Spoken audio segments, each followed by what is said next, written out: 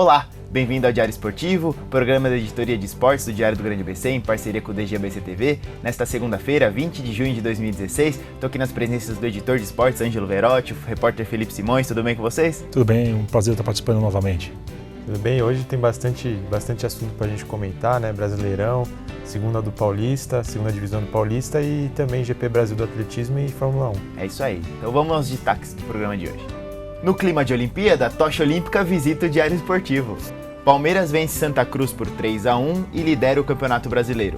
Nico Rosberg vence GP da Europa de Fórmula 1. Bem-vindo ao Diário Esportivo. Então vamos começar falando sobre a tocha olímpica. Temos uma presença ilustre hoje aqui da tocha olímpica. Nosso editor Ângelo Verotti esteve carregando-a semana passada lá em São Luís do Maranhão, né, no domingo passado. Ângelo, mostra pra gente aí a tocha e fala um pouquinho como foi a honra de carregar o símbolo olímpico por 200 metros lá em São Luís do Maranhão. Vou falar que inicialmente eu não estava contando muito, assim, não estava botando muita fé, mas no dia ali foi uma coisa emocionante, cara, uma das maiores emoções da minha vida. Foram 200 metros só, mas foram 200 metros que vão ficar para a história. Não a história do país só, por causa da importância do evento, mas para a história da minha vida, cara. Olha que beleza de tocha, cara. Ah, que legal, hein? Bacana. Então foram 200 metros, a população abraçou a causa, cara. Muita gente nas ruas para acompanhar a passagem. Foram 140 condutores ali em Manaus, cara. Em São Luís. Em São Luís. Foram 140 condutores. E um prazer enorme, cara. Agora é só torcer para achar que o ABC também, que vai ser uma grande festa. Tudo envolve um grande aparato de segurança, organização, a Força Nacional acompanhando também na hora de você carregar, cara. E foi o que eu disse, São Luís abraçou a causa, foi uma experiência maravilhosa, cara. E você que escreveu pro jornal, né, que viveu um dia de popstar, foi um como dia é que todo mundo vem assediar? Todo mundo assediando, todo mundo querendo tirar foto junto, cara. Você tira foto e o pessoal, desde criança até idoso, o pessoal querendo a tocha, pedindo a tocha, cara. Uma pena que, eu acho que cada cidadão brasileiro mereceria uma, da luta que enfrenta no dia a dia, né, cara? Mas foram alguns só os privilegiados que receberam a tocha, e foi um deles até, é claro. Mas é maravilhoso, uma relíquia, uma coisa que vai ficar para a história mesmo, cara. E Felipe, você que esteve aqui na edição, esteve aqui no fim de semana, fechando a edição de esportes, a tocha continua o tour dela, né, esse fim de semana, continua lá na região norte do país. Exatamente, passou por Boa Vista, em Roraima, no sábado. Ontem passou por Manaus, o ex-corredor Robson Caetano, né, carregou lá a tocha lá na capital do Amazonas. Ela continua pela região norte e lembrar que ela passa aqui dia 23 de julho, aqui nas 3 cidades, né, da região, Santo André, São Bernardo e São Caetano. Ela dorme em São Bernardo.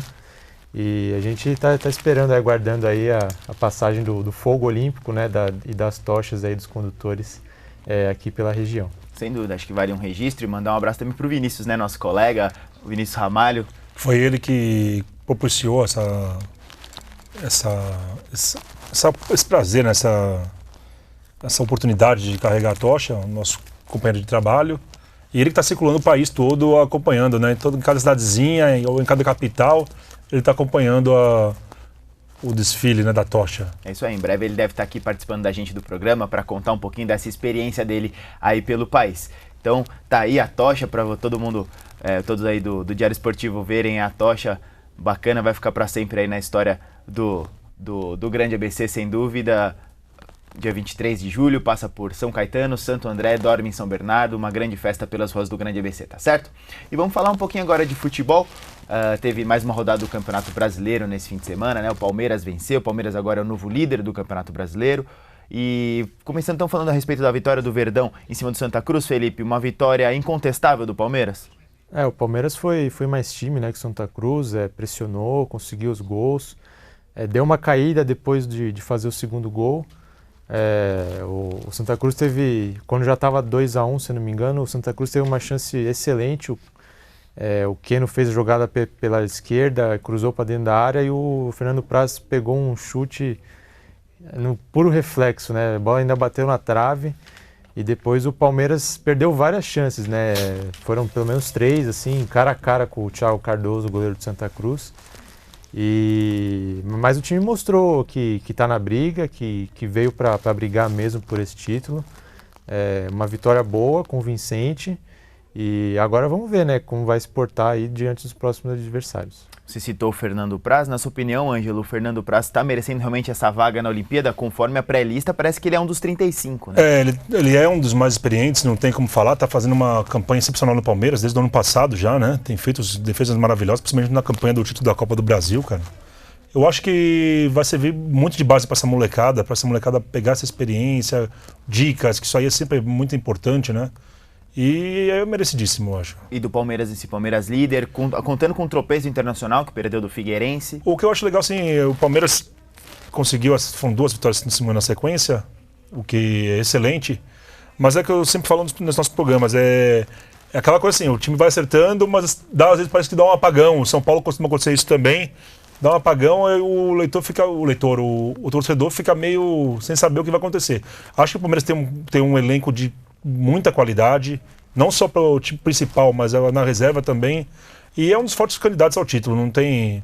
Tá se acertando, eu acho. Não pode ter apagão. Esses aí são os grandes problemas. O Dudu fez uma partida excepcional também, né? Sem dúvida. Na verdade, o Palmeiras vinha de 3 vitórias, empatou com o Coritiba e aí agora venceu o Santa Cruz, né?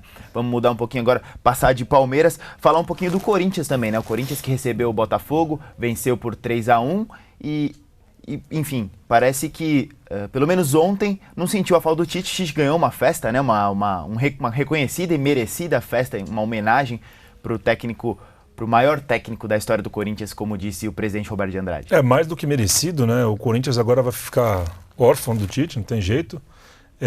Torcer para o Cristóvão Borges fazer um trabalho, nem que seja não parecido, mas que tenha os mesmos resultados, né? Porque ele vai ser muito cobrado por isso. Até alguns técnicos acabaram fugindo do páreo. Eu acho até com um receio do que vão encontrar, né? Ou do que poderiam encontrar. Porque não tem jeito, o Cristóvão Borges vai ser muito cobrado e vai ter que mostrar o resultado. O Corinthians é o atual campeão brasileiro, então ele vai ter que mostrar o resultado desse brasileiro já, entendeu? Ele falou em reformulação hoje na apresentação dele, que o time está passando por uma reformulação, isso é verdade também, não podemos esquecer, mas o Tite já estava dando o padrão de jogo dele, entendeu, o Tite? E o time já estava começando a dar uma embaladinha. Então vamos ver como é que vai ficar agora, né? É uma bucha muito grande para o Cristóvão Borges. E o Tite, só desejar muita sorte para ele na seleção, que ele consiga fazer a seleção jogar bola, coisa que o Dunga também não conseguiu. Claro, não é só culpa do Dunga, acho que a nossa safra também não é boa, a gente costuma conversar muito sobre isso aqui no jornal. Falta jogador de qualidade ali, mas tem que fazer o time jogar um pouco mais também, né? Não tem jeito. E vamos ver se o Tite vai conseguir isso, que nem ele conseguiu no Corinthians, com jogadores que até são considerados medianos, ou até abaixo disso, entendeu? Vamos ver como é que vai ser. Um deles é o próprio Bruno Henrique, que marcou 2 gols nessa vitória do Corinthians. O que você acha, Felipe? O Cristóvão Borges era o nome ideal para esse Corinthians no momento? O Cristóvão Borges, que até então teve trabalhos não muito destacados, né? Comandou o Vasco, comandou o Flamengo, mas foi o máximo, né?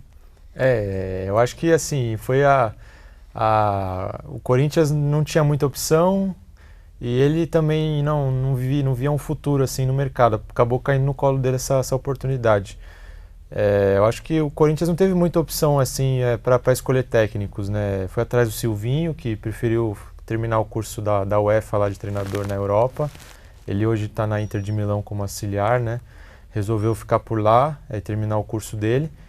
E, sinceramente, para trazer, que nem foi especulado, Oswaldo de Oliveira, Luxemburgo, Wagner Mancini, seria melhor apostar numa novidade, né? Num cara como o Silvinho, que acabou não vindo, ou então num nome que não tem tanta bagagem, assim, que tem potencial para mostrar, né?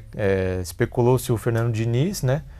Que não quis sair do Oeste, o Roger, que não quis sair do Grêmio, e aí acabou optando pelo Cristóvão, que estava sem clube, né? O último clube dele foi o Atlético Paranaense. Vamos ver se ele vai conseguir, como o Ângelo falou, ficar na sombra do Tite, né? Certamente, 2 jogos que ele perca aí já vai começar a chiadeira em cima dele, porque o time não joga, porque o Tite fazia de um jeito. Então ele vai ter que ter muita paciência, a diretoria vai ter que entender que não é de uma hora para outra que as coisas vão se encaixar, uma outra filosofia de trabalho. Vamos ver como é que o Cristóvão vai suportar a pressão e vai montar esse Corinthians aí daqui para frente. É isso aí, ele vai ter que, com certeza, saber trabalhar com essa questão de comparação com o Tite, que vai ser algo inevitável. O Corinthians, com o resultado, voltou ao G4 do Campeonato Brasileiro e o Botafogo voltou à zona de rebaixamento com essa derrota de 3-1. Falando um pouquinho do Santos, a gente até brinca, né? Quando o Santos vai jogar fora de casa, não aposte no Santos, né, Felipe? Foi assim mais uma vez, visitou o Atlético Paranaense e perdeu de 1-0. Exatamente, mas dessa vez não dá para dizer que foi totalmente culpa do Santos.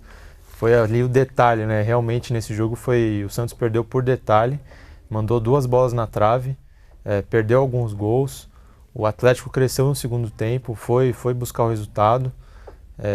O Santos fez um primeiro tempo excepcional, assim, o Gabriel jogou bastante bola, o Vitor Bueno também se destacou, mas é aquilo, né? Tem que manter os 90 minutos focados ali e ter atenção nos 90 minutos. Numa bola levantada na área, o Paulo André subiu sozinho e conseguiu fazer o gol, né?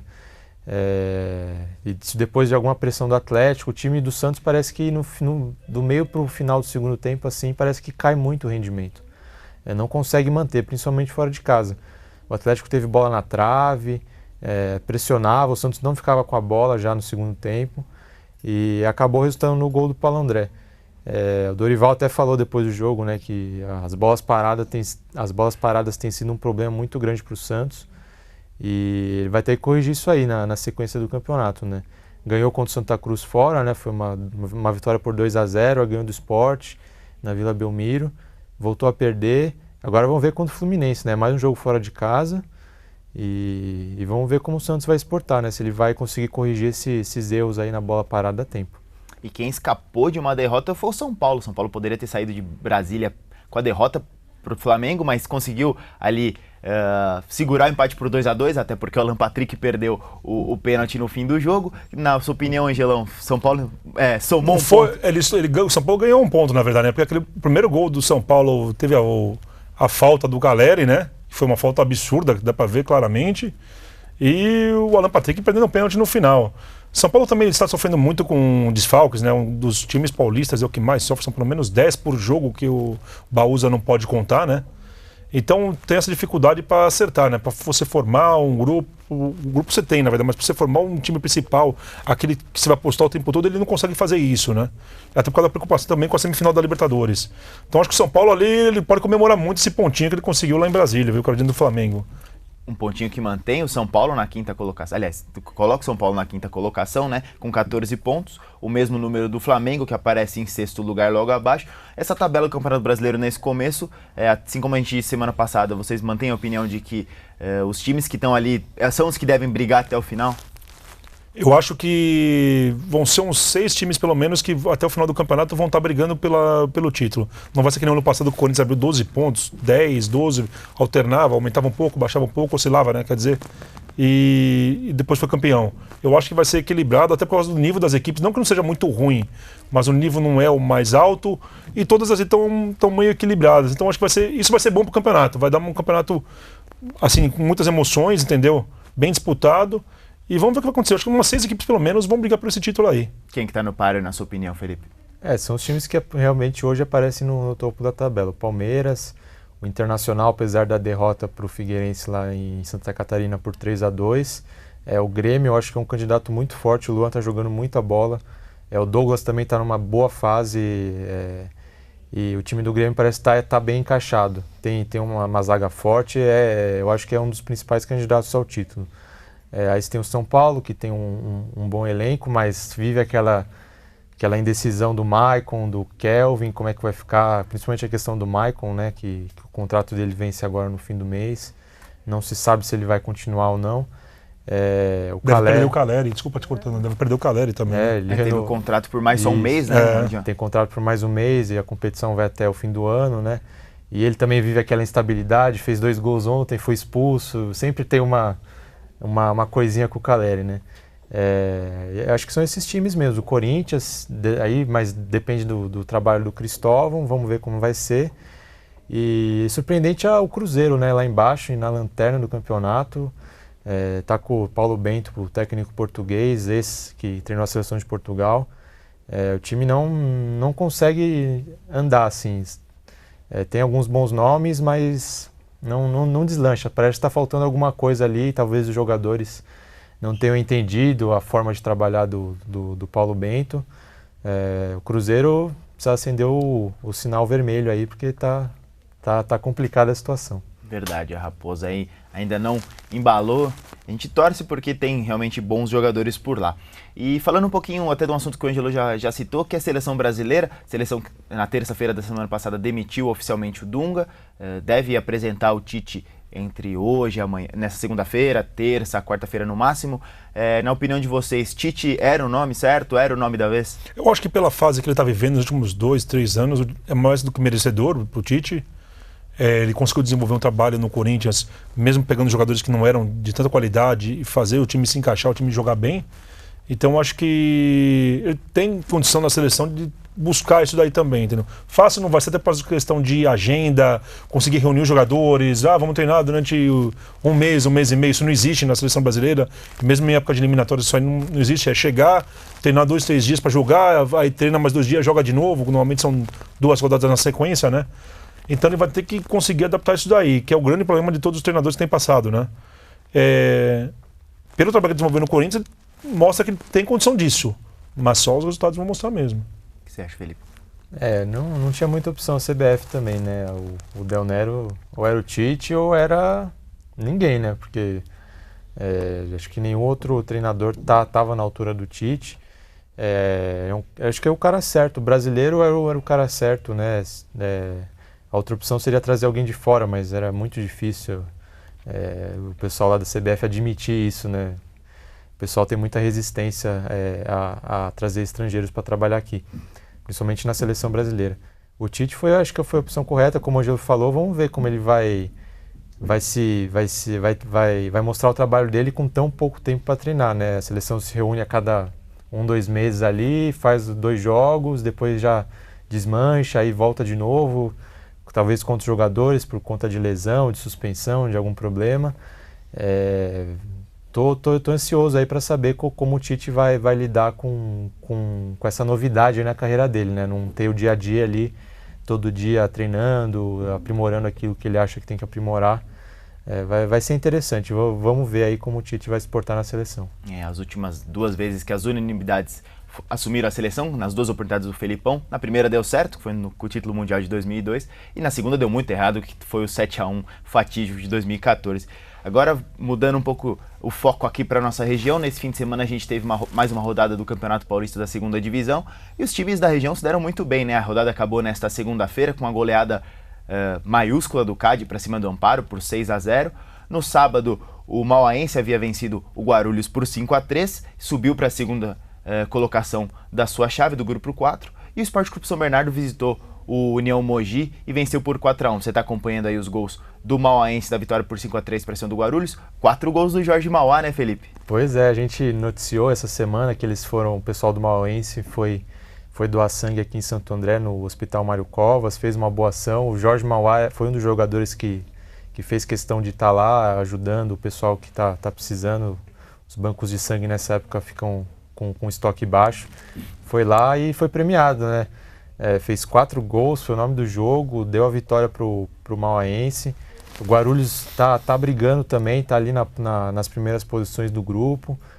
Foi uma atuação muito boa dele e muito legal ver ele se destacando, né? Ele fez uma boa Série A3 pelo Taubaté esse ano, Série A2, né, pelo Taubaté, e ele estava com 2 gols no campeonato. Ele fez 4, foi para 6, né? Então ele triplicou o número de gols dele em um jogo só. Muito boa atuação dele, e o Mauaense surge aí como um dos favoritos aí para brigar por uma das vagas na Série A3 ano que vem. E os outros 2 representantes, Ângelo, uma vitória do São Bernardo e uma vitória do CAD. O CAD está lá na liderança do grupo dele, né? Está mostrando fazendo uma ótima competição. E esse resultado de hoje é a prova disso, né? Está no caminho certo. E o São Bernardo às vezes também dá uma oscilada, mas também tem vindo bem. Todos estão na fase no grupo de classificação dos seus respectivos grupos, né? Na zona de classificação. E eu acho que são fortes candidatos à vitória. A vitória não, ao título aí. Vamos ver o que vai acontecer nessa sequência da competição, né? É isso aí, o grande ABC representado e muito bem representado pelo trio dos, entre aspas, pequenos. falando um pouquinho também, agora saindo do futebol e mudando um pouquinho para a Fórmula 1, a gente teve nesse fim de semana a estreia do Grande Prêmio da Europa no Azerbaijão, né? A capital Baku recebeu o GP de Fórmula 1 com paisagens belíssimas, com direito a castelo e tudo mais, e vitória do Nico Rosberg, né? O alemão que está muito bem nessa temporada, ampliou a vantagem para o Lewis Hamilton. O Sebastian Vettel ficou na segunda posição, com o Sérgio Pérez em terceiro. O Felipe Massa foi décimo, com o Felipe Nasser em 12º. Uma corrida que muita gente falou que foi monótona, foi chata, mas acho que as paisagens e a novidade de Baku, com 2 grandes retas, deram foi um contraponto bacana, né, Vengel? Havia a expectativa de uma prova com muita emoção por causa do trajeto, né? Muito sinuoso, as passagenzinhas ali, e na GP2 no sábado muitas batidas, né? E então tu já se achava o quê? Até cheguei a comentar aqui numa reunião, acho que vai ter muita batida ali, mas o pessoal tirou o pé, né?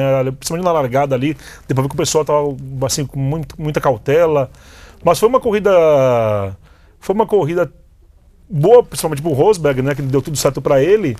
Os brasileiros sofreram, principalmente o Massa com pneus, né? O pneu não aguentou. Mas é um circuito belíssimo, o campeonato está aberto ainda, o Hamilton não esteve bem nesse final de semana, mas mostra que é um campeão mundial, mostra que tem toda a chance de encostar facilmente no Rosberg. E tem muita coisa para rolar ainda, cara. O Hamilton, no começo ele foi passando, dava a impressão de que poderia encostar lá na frente, acabou não acontecendo isso, mas ele conseguiu pontuar, diminuir esse prejuízo aí pro companheiro, pro Rosberg.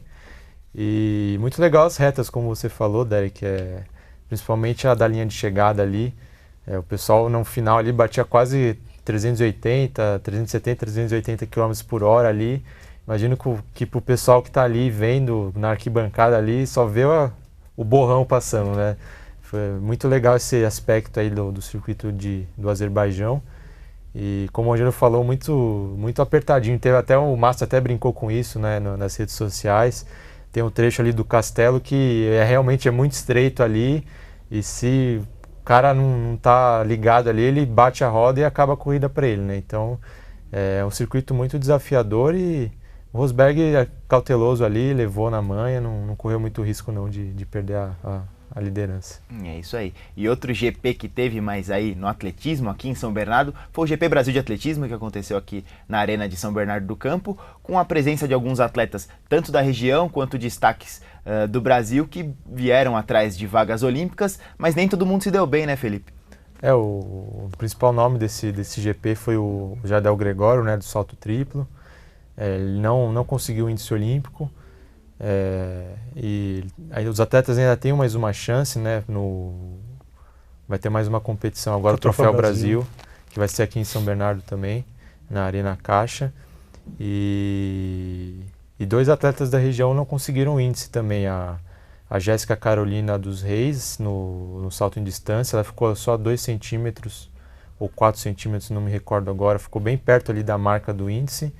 E o Vitor Hugo, né, na corrida, se não me engano, nos 100 metros. 100 metros, isso. Ele também não conseguiu. Um centésimo. E vamos ver, né, agora, como eles vão reagir a isso, né, ficar tão perto assim, não conseguir, se eles conseguem lidar com essa frustração aí para no Troféu Brasil, quem sabe deslanchar, desencantar aí e conseguir o índice.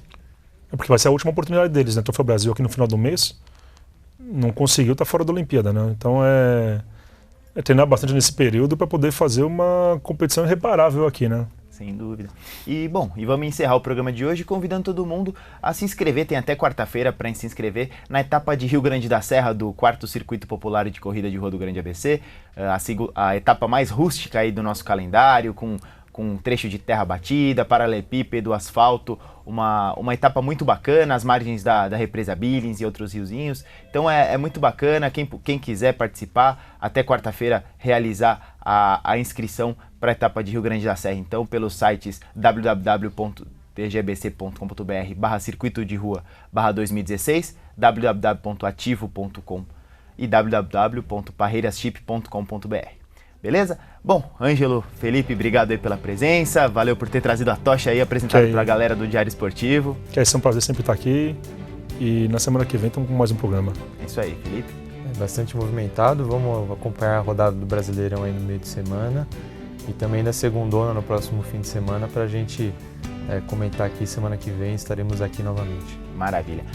@esportesdgbc é o nosso Instagram, nosso e-mail diarioesportivo@dgbc.com.br. Agradeço a paciência e a companhia de todos aí em mais um Diário Esportivo. Uma boa semana a todos. Um abraço. Obrigado.